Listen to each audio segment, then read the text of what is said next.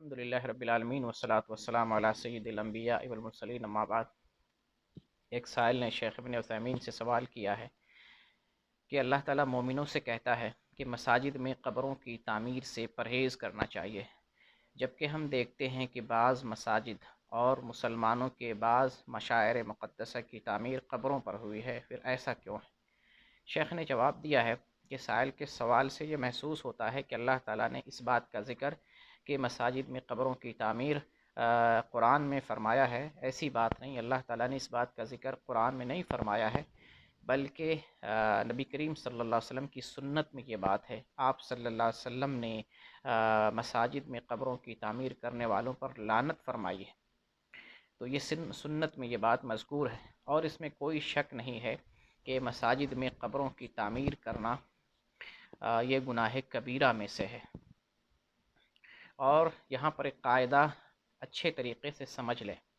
کہ اگر کوئی قبر مسجد میں پائی جائے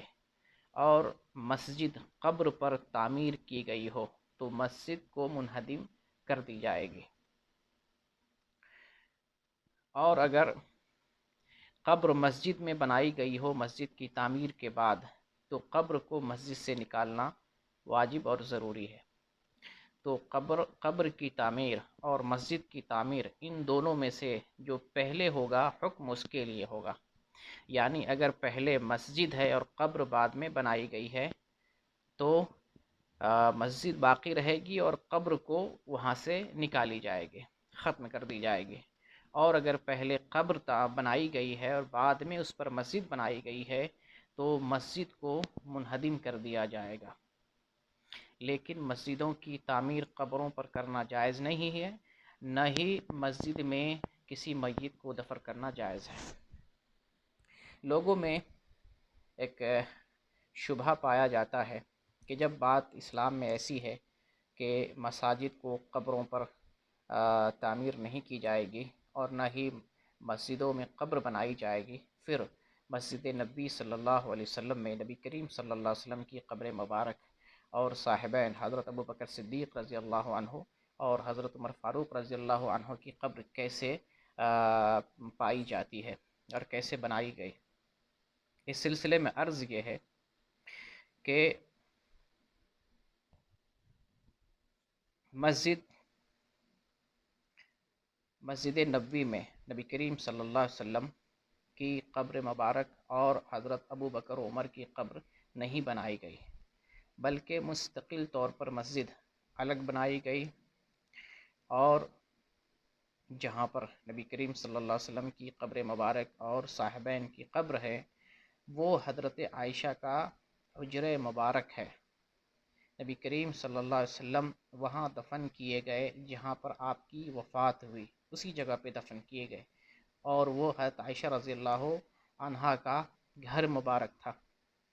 پھر ابو بکر صدیق رضی اللہ تعالیٰ عنہ کو پسند کیا گیا کہ آپ صلی اللہ علیہ وسلم کے بغل میں دفن کیا جائے، اور پھر ساتھ ساتھ حضرت عمر رضی اللہ تعالیٰ عنہ کو بھی آپ کے بغل میں دفن کیا گیا۔ یہ حضرت عمر رضی اللہ تعالیٰ عنہ نے حضرت عائشہ رضی اللہ تعالیٰ عنہ سے اجازت مانگی اور ان سے اجازت لینے کے بعد آپ کو وہاں پہ دفن کیا گیا۔ تو اس پر کوئی اعتراض وارد نہیں ہوتا ہے، کیونکہ حجرہ عائشہ یہ مستقل طور پہ تھا، مسجد اس سے جدا اور الگ تھی۔ نہ مسجد کی تعمیر نبی کریم صلی اللہ علیہ وسلم کی قبر اور صاحبین کی قبر پہ ہوئی، نہ نبی کریم صلی اللہ علیہ وسلم کو اور نہ صاحبین کو مسجد میں دفن کیا گیا، اور نہ ہی حجرہ عائشہ جو ہے مسجد کا حصہ تھی، بلکہ حجرہ عائشہ مسجد سے الگ اور منفصل ہے، اور نبی کریم صلی اللہ علیہ وسلم کی تدفین اسی حجرے میں ہوئی، اور مسجد نبوی اس سے ایک الگ چیز ہے جو منفصل ہے۔ اس کی تاریخ یہ ہے کہ ولید کے زمانے میں سن 90 ہجری سے پہلے مسجد نبوی کو توسیع کی ضرورت پڑی، تو اس وقت کے حکام نے حجرہ عائشہ کو مسجد میں ضم کر دیا، مسجد میں ملا دیا، اور حجرہ عائشہ ابھی بھی مسجد میں شامل ہے مگر مسجد سے ایک الگ اور متمیز چیز ہے، اس سے منفصل ہے،